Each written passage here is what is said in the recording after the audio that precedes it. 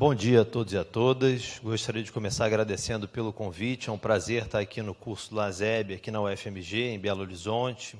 Obrigado pelo convite. Bom, o tema que me foi dado hoje para conversar um pouco com vocês, então, foi gestão democrática e liberdade de ensino.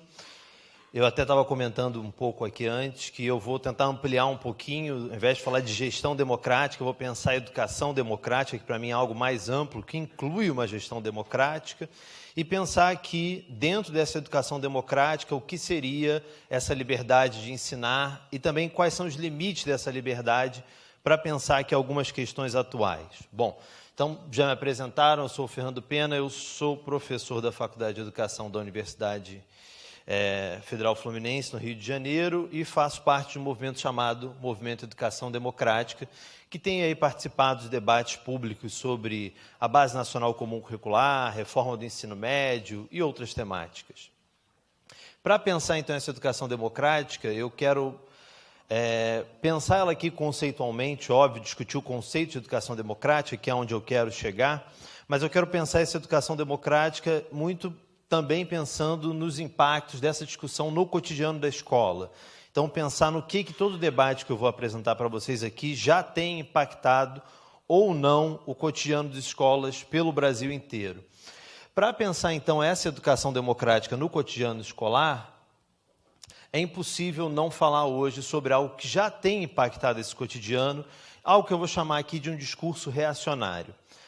Você pode perguntar para mim, Fernando, o que você está chamando de um discurso reacionário? Discurso reacionário, eu estou usando aqui a conceituação do professor Luiz Antônio Cunha, da UFRJ, especialista na laicidade. Ele tem um livro, que inclusive está disponível no site dele em PDF, chamado O Projeto Reacionário de Educação. Quem tiver interesse, só procurar Luiz Antônio Cunha, ele tem o site, ele disponibiliza os livros dele em PDF. E aqui, reacionário é num sentido, ele fala em projeto, eu vou falar em discurso, para mim é um pouco mais amplo. Reacionário no sentido que reage, é uma forma de reação a alguns temas nos quais nós tivemos avanços recentemente. Então, esse discurso reacionário, ele vai mobilizar alguns temas, ele vai atacar algumas temáticas. Quais temáticas nas quais nós tivemos avanços nos últimos anos? A gente pode pensar, por exemplo, na discussão sobre as relações étnico-raciais. Nós tivemos a Lei 10.639 e 11.645, que tornaram obrigatório o ensino de história e cultura afro-brasileira e indígena. Alguns vão argumentar que está acontecendo na escola doutrinação religiosa de candomblé e umbanda, uma forma de reagir, então, a esse avanço na discussão sobre as relações étnico-raciais e a questão indígena. Outro tema no qual esse ataque tem se dirigido é a questão dos direitos humanos. Então, nós tivemos recentemente a criação de diretrizes curriculares nacionais para a educação em direitos humanos. Só jogar no Google, diretrizes curriculares nacionais para a educação em direitos humanos. E aí muita gente vai dizer que direitos humanos não é algo que deve ser discutido na escola, não é algo que pode pautar a correção da redação do Enem. Acho que todos vocês sabem que existia um critério de correção da redação do Enem, que era as redações que desrespeitassem os direitos humanos seriam zeradas. Esse critério entraram com uma ação dizendo que esse critério seria inconstitucional, porque professores e estudantes não teriam a formação jurídica necessária para discutir direitos humanos, seria uma norma legal, e esse critério de correção caiu, por incrível que pareça. Então, são alguns temas, eu quero, para começar aqui, eu vou dividir a minha fala em dois momentos, então. Primeiro, eu vou tentar pensar o conceito de democracia, usando muito o impacto desse discurso reacionário no campo educacional, e depois, na segunda parte da minha fala, aí sim eu vou falar um pouco sobre educação democrática, pensar algumas características dessa educação. Antes, então, de entrar na primeira parte, eu quero pensar com vocês quais são, nesse discurso reacionário, que é mais amplo do que a discussão educacional, quais são os termos que atingem especialmente o campo educacional. O primeiro deles, e talvez o mais perigoso de todos esses termos, é o termo ideologia de gênero. O termo ideologia de gênero ele é uma ferramenta política de manipulação do pânico moral. Não existe ideologia de gênero. É uma tentativa de desqualificar as discussões de gênero na escola. Quem usa esse termo está querendo dizer que as famílias estão tentando transformar os jovens em gays e lésbicas, que a escola estaria ensinando sexo e pedofilia, todas essas fantasias que não existem. Mas é uma forma, ele se tornou um termo importante para entender essa manipulação política do pânico moral. Inclusive, nas últimas eleições, nós vivemos isso de maneira muito intensa com a mentira do kit gay. Não existe kit gay. Existia um material chamado Escola Sem Homofobia, que nem chegou a ser distribuído nas escolas. Então, esse é um termo importante e é importante que vocês entendam que não é um fenômeno brasileiro. Quem tiver interesse pode procurar os artigos de um professor chamado Rogério Junqueira, que mostra como essa, na verdade, é uma campanha internacional que começa na década de 90 dentro da Igreja Católica e depois vai se expandir atualmente, tem impacto grande na América Latina e países da Europa, Estados Unidos. Então, esse é um primeiro termo. O segundo termo é o próprio termo escola sem partido. A maioria das pessoas, quando escuta o termo escola sem partido, vai imediatamente declarar a sua adesão. Escola sem partido? Claro, tem que ser sem partido mesmo, né? A escola não pode ser de um partido X ou Y. Mas o que eu vou argumentar aqui com vocês, vou mostrar alguns elementos para tentar convencer vocês disso, persuadir vocês, é que, na verdade, sob esse nome, a questão aqui não é se é com ou sem partido, mas é um projeto de escola que tenta remover da escola o seu caráter educacional, com a defesa explícita que professores não são educadores, professores apenas instruem e a família educa. E eu vou trazer um pouco aqui, inclusive, da nossa Constituição para desconstruir um pouco esse argumento. Mas o nome, ele remete a dois fenômenos simultaneamente. O primeiro deles é um movimento criado em 2004 por um advogado chamado Miguel Najib, que conta a seguinte história. Ele teria uma filha estudando numa escola particular do Distrito Federal e um professor de história teria feito uma comparação entre Che Guevara e São Francisco de Assis, algo que deixou ele revoltado. Primeiro ponto, que já fala um pouco sobre o procedimento desse movimento, que ainda vai surgir, né, depois dessa história. Basta uma denúncia, basta um vídeo gravado, uma foto retirada de contexto, isso vira uma denúncia, sem quase nunca consultar os próprios professores. Então, esse professor ele não foi consultado, a gente não sabe se ele efetivamente fez ou não essa comparação, mas, frente a essa situação, o advogado Miguel Najib escreve uma carta e vai distribuir essa carta na frente da escola para a comunidade escolar. Pais, alunos, professores, funcionários, direção, coordenação. Qual foi a reação da escola em questão? A escola, a comunidade escolar como um todo, defendeu o professor. Se colocou na defesa do professor e disse que ele não teria feito nada de errado.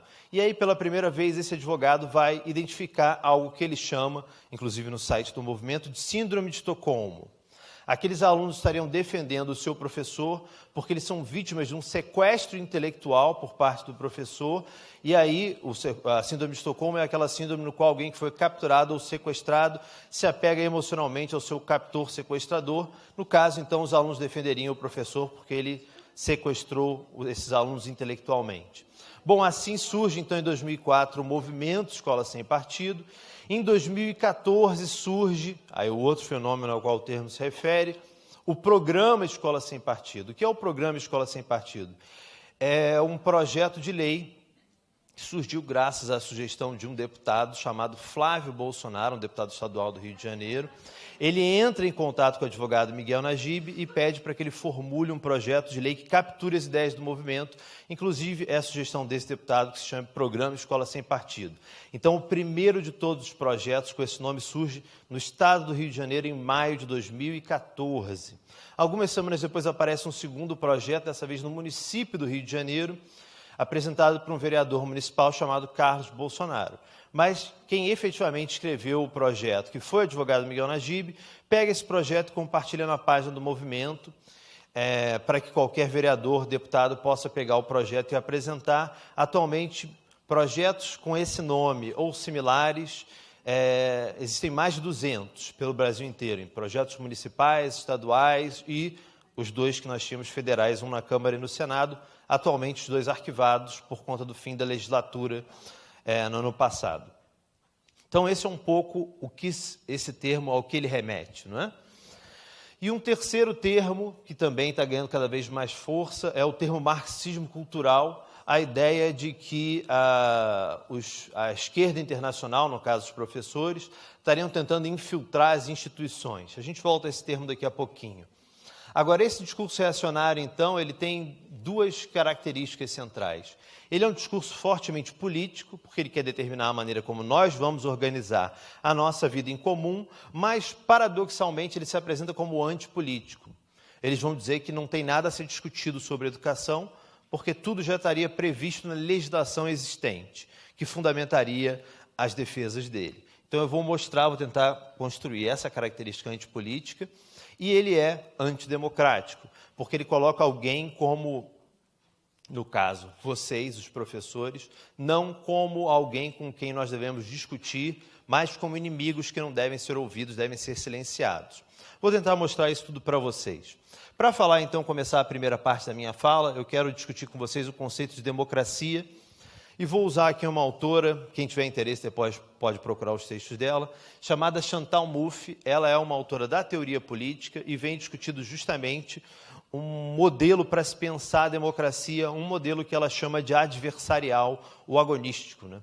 Ela, sintetizando, o que ela quer dizer? Ela quer pensar a importância do conflito dentro da democracia, como o conflito, diferentes propostas são importantes para, inclusive, que a democracia continue viva e vibrante. Vou pegar alguns pontos, então, algumas ideias da Chantal Mouffe. A primeira delas é ampliar o conceito de política. O que nós temos vivido de maneira geral, especialmente no Brasil, é uma tentativa de reduzir a política, a atuação do legislador, a atuação dos políticos profissionais, né?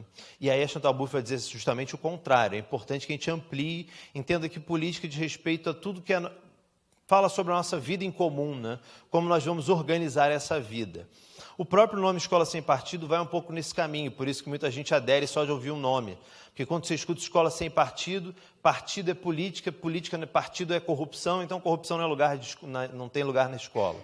Então, aqui é pensar, existe uma dimensão política do que é feito nas escolas, no espaço das escolas, para então entender um pouco essa discussão de maneira mais concreta e começar a falar sobre essa gestão democrática, tenho certeza que todos vocês, obviamente, já ouviram falar de projeto político pedagógico, que é algo importantíssimo dentro dessa concepção de uma educação democrática, uma gestão democrática. Eu vou mostrar para vocês agora um vídeo de um professor da UNB chamado Braulio Porto de Matos, falando em uma audiência pública na Câmara dos Deputados. E ele vai falar um pouco sobre como ele vê a figura do professor e o papel dos projetos políticos pedagógicos. Aliás, nenhuma pessoa em sã consciência vai dizer que a escola não transmita valores, que a escola seja neutra. Isso é uma completa tolice. Todos nós sabemos que a escola existe porque ela é um valor, o legislador cria escolas, dá a ela uma função específica. A escola não é uma mini-república, por isso não pode ser tomada como um grande parlamento, né? A escola não é uma mini-república, o professor não é um constituinte, investido de poder de fazer com a escola o que bem entender. Essa expressão meio nova língua, projeto político-pedagógico da escola, ela às vezes é interpretada como se vamos nos sentar na escola e decidir para que essa escola vai existir. Não, a Constituição diz para que as escolas devem existir. Isso limita bastante a tarefa do educador, ele tem que cumprir essa agenda. Vocês ouviram, isso é uma audiência pública na Câmara dos Deputados, algumas ideias que ele mencionou, né? A escola não é uma mini-república, o professor não é um constituinte. Vejam aí exatamente a ideia de que política só quem faz é o constituinte, é quem elabora as leis, é o político, e o professor não é um constituinte, a escola não é uma mini-república, então a escola não tem nada a ver com isso. E ele, quando vai falar sobre o termo projeto político-pedagógico, ele fala que essa é uma expressão meio novilíngua. Novilíngua é uma referência à obra do Orwell, 1984, na qual, num futuro distópico, num regime totalitário, com feições totalitárias, um governo cria uma nova língua para mudar o sentido das palavras. Qual é o problema dele aqui? É com o termo político no meio do projeto político-pedagógico. Eles querem que, se a escola não tem nada a ver com política, por que o projeto é político-pedagógico? Então, essa seria uma expressão meio novilíngua, segundo ele. E ele diz, parece que nós vamos nos sentar, faz assim com a mão, como se fosse em roda na escola, e decidir para que essa escola vai existir. Bom, é isso mesmo. É o projeto político-pedagógico. é justamente quando a escola ela faz o diálogo com a comunidade escolar, a comunidade na qual ela está inserida, para discutir como aquela escola vai se inserir naquele ambiente. Então, não tem nada de nova língua, é exatamente isso que é o projeto político-pedagógico. Mas aqui essa ideia de que não pode falar, política não pode na escola, a escola não tem nada a ver com isso. E ele insiste muito que o legislador dá à escola uma função específica, a Constituição diz para que a escola deve existir, isso limita a tarefa do educador. Então, a pergunta é, será que o que é dito na nossa legislação existente, na LDB, na Constituição Federal, bate com essa defesa que esse grupo tem feito? Para, então, aprofundar um pouquinho mais nessa visão e pensar um pouco nessa gestão e nessa educação democrática, vou mostrar um segundo vídeo, dessa vez o criador do movimento Escola Sem Partido, o advogado Miguel Najib, também em uma audiência pública. O senhor falou sobre moral cristã, quem é que decide o que é moral, o que está de acordo com a moral cristã, o que não está. Certamente não é o burocrata. Burocrata não faz sermão. O burocrata aplica a lei, pune, exige o cumprimento da norma, mas ele não faz sermão. Quem faz sermão é padre. Quem diz o que é moral ou é imoral é o padre, é o pastor, é o pai e a mãe. Não é o funcionário público. O funcionário público só faz aquilo que a lei determina. E a lei brasileira, a legislação brasileira, não possui um decálogo. Não possui um código moral. Quem possui código moral são as religiões. Então, esta é a diferença. É que burocrata não faz sermão, burocrata aplica a lei, o professor é um burocrata, ele transmite aos alunos o conteúdo do currículo, aquilo que está escrito e que foi aprovado pelas autoridades competentes. Não lhe cabe dizer aos filhos dos outros o que é certo e o que é errado em matéria de moral. Esse é o ponto. Vocês ouviram, então, o professor seria um burocrata, a ele não caberia mobilizar valores em sala de aula. Mas a minha pergunta é, será que ele é possível não mobilizar valores em sala de aula? E segundo, se não é tarefa do professor mobilizar alguns valores, especialmente aqueles vinculados a esse convívio democrático no espaço público. Então, o professor é um burocrata, não cabe a ele não pode falar da realidade dos alunos, ele não pode falar sobre assuntos que estão acontecendo agora no mundo e na comunidade na qual a escola está inserida. Por exemplo, um professor não poderia falar sobre o desastre que aconteceu aqui perto da cidade de Belo Horizonte. Isso não é assunto de sala de aula, não tem que se discutir isso em sala de aula. Eu não sei se vocês conseguem imaginar isso, até porque muitas vezes, e eu tenho certeza que todos vocês sabem disso, não são os professores que trazem esse debate para a sala de aula, são os próprios alunos que veem isso na TV, veem no jornal, e esses alunos percebem no professor um adulto de referência, alguém que ele pode perguntar: professor, por que aquilo aconteceu? Como é que aquilo impacta a nossa vida? Então, o professor, ao meu ver, ele não é um burocrata, ele é um educador. E, por exemplo, quando o professor está colocando em prática as leis 10.639 e 11.645, que falam sobre a obrigatoriedade do ensino de história e cultura afro-brasileira e indígena, ele está mobilizando valores. O aprender com o outro, o dialogar com a diferença, esses são valores que nós ensinamos, problematizamos na escola. Então, o professor mobiliza alguns valores, sim, inclusive valores previstos na nossa Constituição e toda a legislação educacional, como, por exemplo, as diretrizes curriculares nacionais para a educação e direitos humanos. Então, aqui tem um equívoco, porque ele tenta identificar, trabalhar com valores, como se a única maneira de fazer isso fosse através da pregação religiosa, mas não é. Tudo bem? E aqui a gente já pode pensar sobre alguns limites entre a liberdade de ensinar e a liberdade de aprender, que é um dos nossos temas. Vou fazer um breve parêntese aqui. A Constituição ela consagra no artigo 206 uma série de princípios. Um desses princípios, dos itens, é a liberdade de ensinar, aprender, pesquisar, divulgar o pensamento, a arte e o saber. Então, são liberdade de ensinar e aprender, estão previstas na Constituição. Obviamente, essas liberdades elas não são absolutas. Elas têm limitações. E, normalmente, uma, inclusive, ajuda a limitar a outra. Como assim, Fernando? Por exemplo, uma limitação da liberdade de ensinar. O professor, e isso está previsto em tratados de direitos humanos, como a Convenção Americana sobre Direitos Humanos. O professor, ele não pode coagir o seu aluno para que ele mantenha ou abandone crenças de foro íntimo. Então, se o aluno acredita pessoalmente no foro íntimo, na vida privada dele, que Deus existe, que Deus não existe, que muitos deuses existem, isso é questão dele, pessoal. O professor ele não pode coagir o aluno para que ele abandone ou mantenha suas crenças de foro íntimo. Mas isso leva a uma limitação também da liberdade de aprender. O aluno ele tem direito de manter suas crenças de foro íntimo, mas por conta dessas crenças ele não pode se negar a dialogar com outras culturas.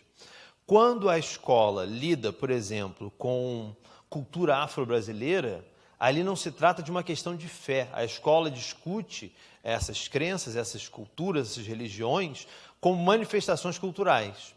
Então, o aluno ele não pode, ao longo de uma aula, eu não quero aprender sobre isso porque isso é contra a minha religião. Não pode. Estão entendendo? Então, quando a gente fala da liberdade de ensinar e da liberdade de aprender, é importante entender que elas têm limitações.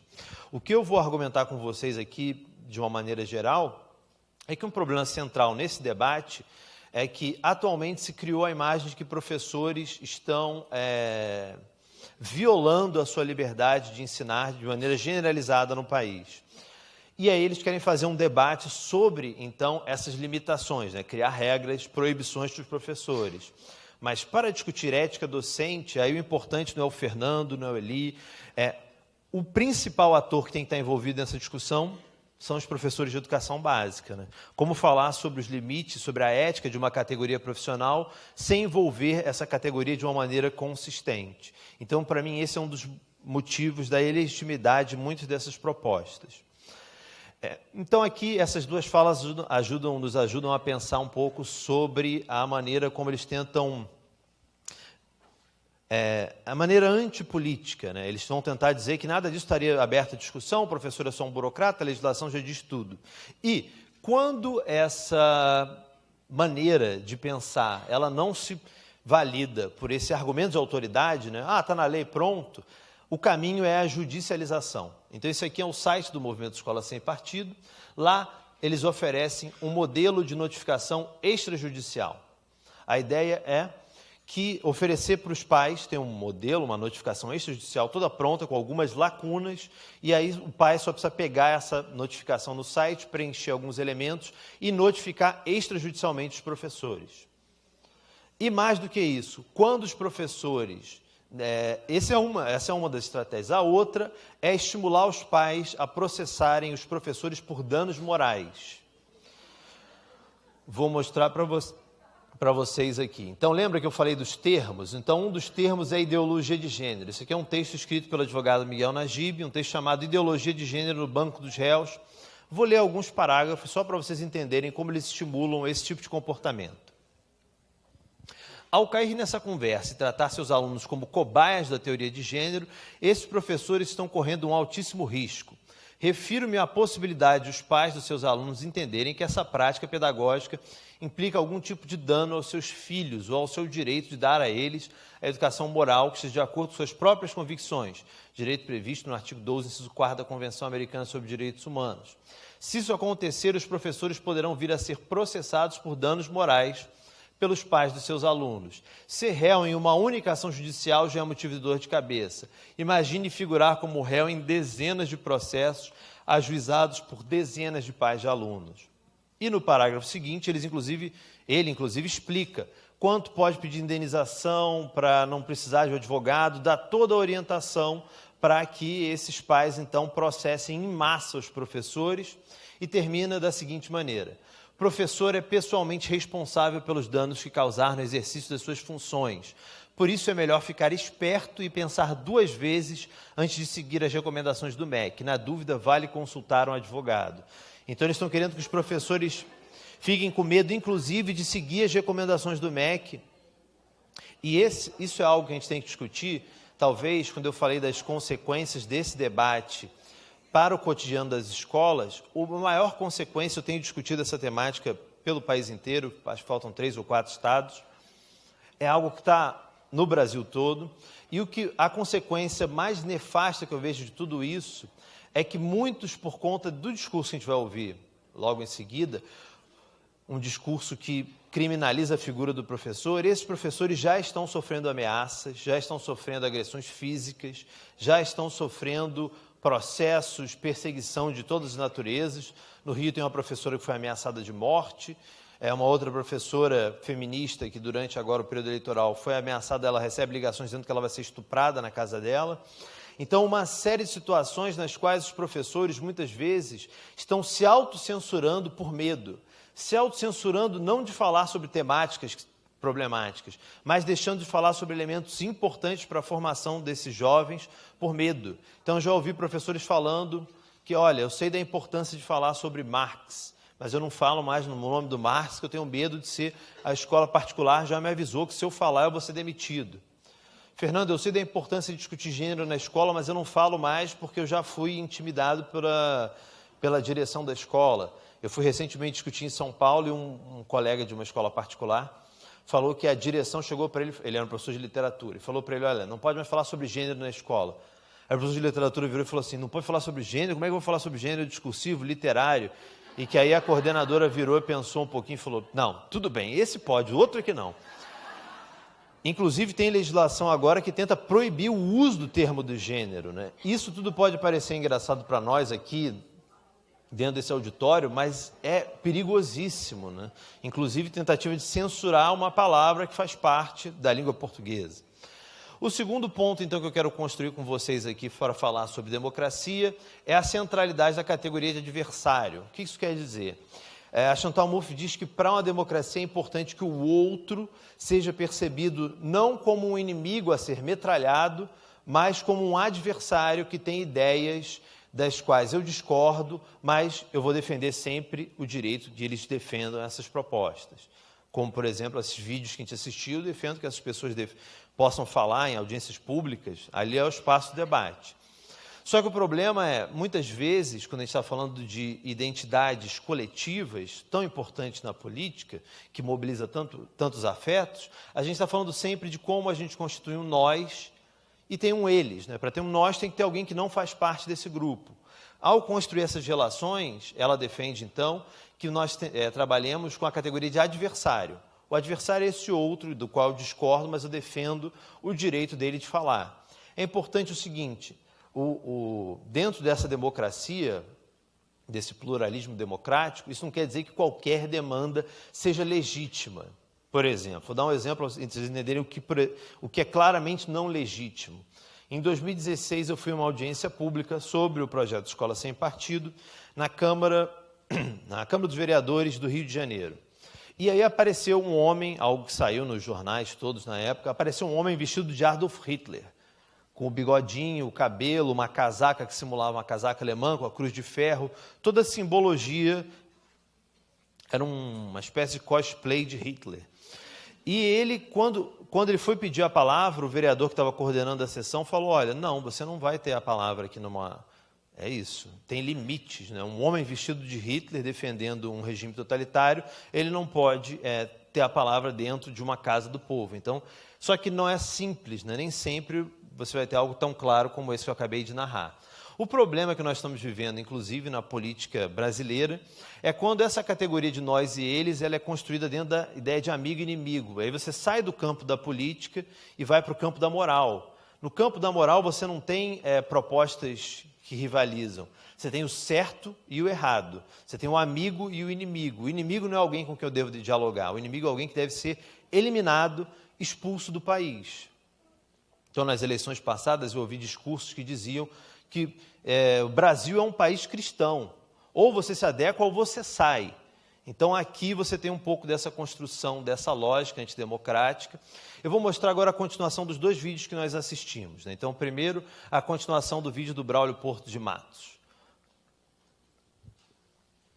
Portanto, eu acho que a divergência não é pequena entre a explicitação ou não dos valores. O que precisaria, podemos ao longo do debate voltar a isso, é entender que quando se dá essa passagem do marxismo insurrecional para o marxismo cultural, isso poderia dar um curso inteiro sobre isso em vários países, como isso aconteceu, a estratégia revolucionária de conquista do poder tendo fracassado na via armada insurrecional, ela explicitamente assimilou a estratégia de infiltrar nas instituições, nas escolas, nas igrejas, na imprensa, e usar a linguagem comum, como disse o professor Diniz. Muito antes de Gramsci ser traduzido para o português, ali já nos anos, final dos anos 70, início dos anos 80, Dr. Plínio Corrêa de Oliveira, odiado por ter sido um fundador da sociedade da TFP, disse num livro brilhante chamado Baldeação Ideológica Inadvertida, que a estratégia da esquerda mundial seria passar a usar as palavras comuns do cotidiano, do tipo debate, cidadania, mas dar a ela uma completa uma subversão na sua semântica convencional. Isso, portanto, explicaria em larga medida porque tantas pessoas se prestam a fazer um discurso envenenado, profundamente envenenado, sem se dar conta de que estão alimentando uma agenda política de caso pensado. Isso dificulta, porque fica parecendo que nós somos paranoicos, que vemos fantasmas em todo lugar. Como eu disse para vocês, essa foi uma audiência na Câmara dos Deputados. Quem falou antes dele, nessa audiência, fui eu. Então, quem estava falando sobre educação, democracia, cidadania, debate, era eu.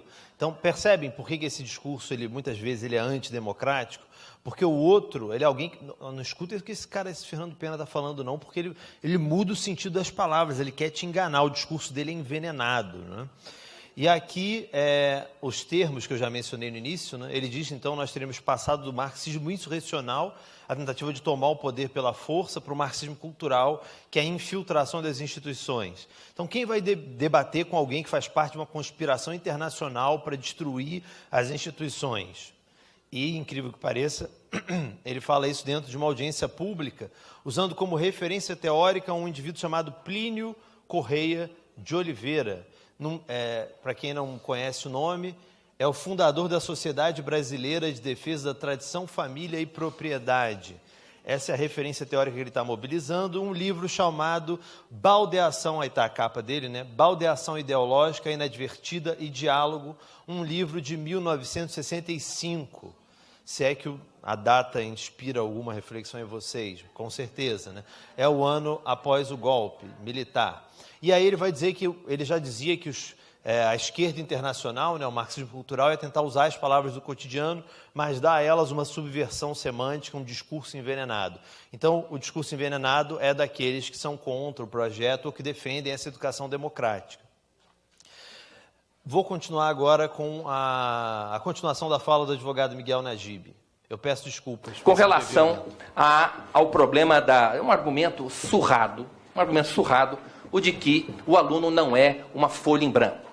Uma criança de 12 anos de idade sabe perfeitamente como dialogar com o professor tarimbado, com o militante, que eles estão ali em pé de igualdade. Bem, evidentemente, como disse o professor Jungmann, isso é um argumento de gente sonsa, com todo respeito. E mais, é um argumento que é típico dos abusadores que procuram minimizar a gravidade dos seus atos, apelando para a condição pessoal das suas vítimas. Isso a verdade tem que ser dita, deputado. A verdade tem que ser dita. Às vezes as pessoas se sentem É típico dos abusadores que pretendem minimizar a gravidade dos seus atos, apelando para a condição pessoal das suas vítimas. Digo mais. É um argumento típico também dos estupradores. É um argumento típico dos estupradores que alegam em sua defesa que aquela menina de 12 anos que eles acabaram de violentar não é tão inocente quanto parece. Este é o argumento de que o aluno não é uma folha em branco. Então, esse argumento precisa ser varrido por uma questão de honestidade intelectual, Segundo ele, então, um professor que argumenta que seu aluno não é uma folha em branco, ele estaria agindo da mesma maneira que um estuprador que tenta justificar o estupro de uma menina de 12 anos. Eu não precisaria aqui argumentar nesse auditório, quando um professor fala que seu aluno é uma folha em branco, ele está simplesmente dizendo que o aluno é capaz de pensar, ele não está tentando comparar a capacidade dos alunos entre eles, nem do aluno e do professor, mas está dizendo que ele pensa. Mas aqui a finalidade desse discurso ela não é argumentativa, ela é retórica. É de aproximar a figura do professor do criminoso mais odioso que eles conseguem imaginar, no caso, um estuprador. Eles também chamam professores de sequestradores intelectuais, traficantes de ideologia e uma série de outros termos, numa verdadeira campanha de ódio aos professores.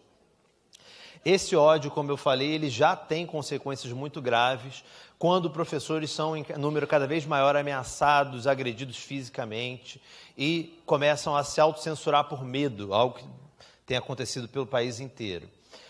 Vou pular isso aqui. Algumas outras ideias da autora, né? Generalizar o imaginário igualitário, a ideia de igualdade, então, permeando todos os campos da nossa vida, e a defesa da ideia de direitos democráticos, né? E o que seria um direito democrático? Vou usar, já que eles estão usando um argumento legal, né, dizendo que a Constituição defende tudo que eles estão falando, vou usar, então, esse documento que anda um pouco abalado, né, um pouco desrespeitado, mas ainda é central para nós, que é a nossa Constituição Federal de 1988. O que diz a Constituição especificamente sobre educação? Então, alguns pontos, né? O que está em debate aqui? Quem educa? Escola e ou família? Qual é a finalidade da educação? É só qualificar para o trabalho ou ela também envolve uma preparação para o exercício da cidadania, a discussão de valores? Então, a nossa Constituição ela é absolutamente clara nesse sentido. Artigo 205, primeiro do capítulo sobre educação. A educação, direito de todos, dever do Estado e da família, será promovida e incentivada com a colaboração da sociedade, visando 1. O pleno desenvolvimento da pessoa, 2. O seu preparo para o exercício da cidadania e 3. A sua qualificação para o trabalho.